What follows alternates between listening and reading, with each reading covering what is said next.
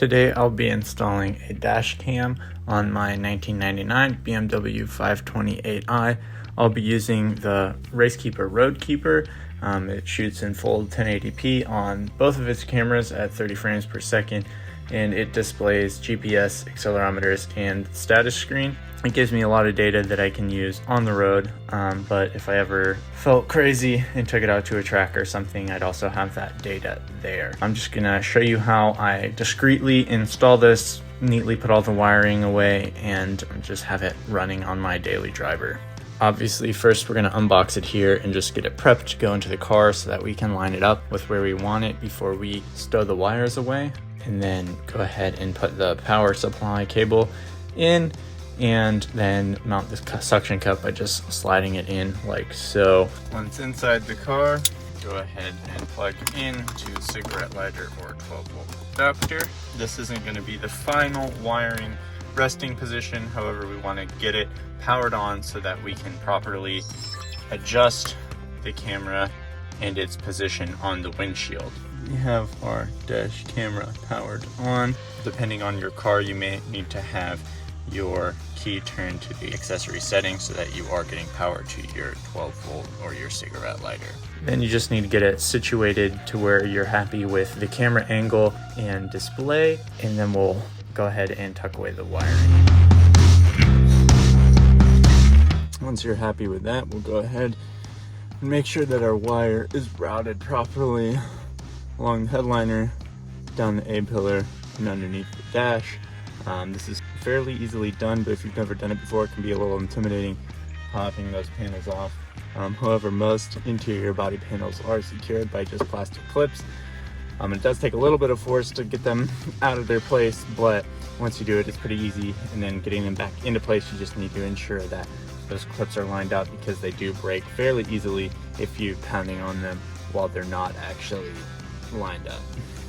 To get up in between the windshield and the liner, you might want a small plastic tool. I'm using the plastic tire lever here. If you do have a plastic interior body panel tool, those work better than this probably, as they're thinner.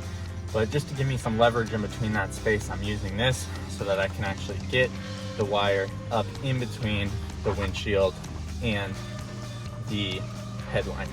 Once done along the headliner, we're going to go ahead along the A-pillar here, and we are going to have to pop off the A-pillar covering here. It's really simple. All we have to do is put this tool in here, get our fingers in there, and then just pull just a little. You can hear that pop there, and that is those plastic pieces. But that's easy enough. Just run the cable as discreetly as you can along there, shoving it down as needed to get that out of the way. You will want to make sure that the cable doesn't block any of those plastic clips. We're just going to run it down along all the way to the dashboard. All right, once that's done, pop that A-pillar cover back into place, get the felt liner back over the edge like that. You can't see virtually anything, and it's back into place just as it was. Next up, we're on the side of the dashboard here.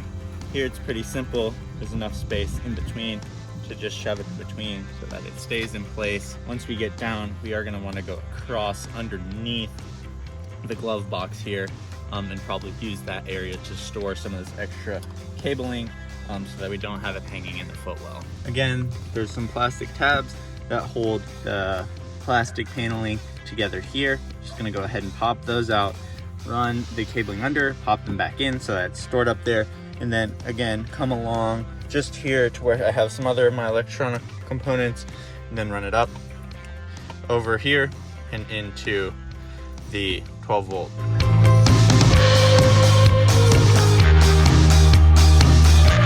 All right, now that we have it strung across, that's just enough cabling so that it fits into the socket here. We've got everything set up pretty much the way that we need.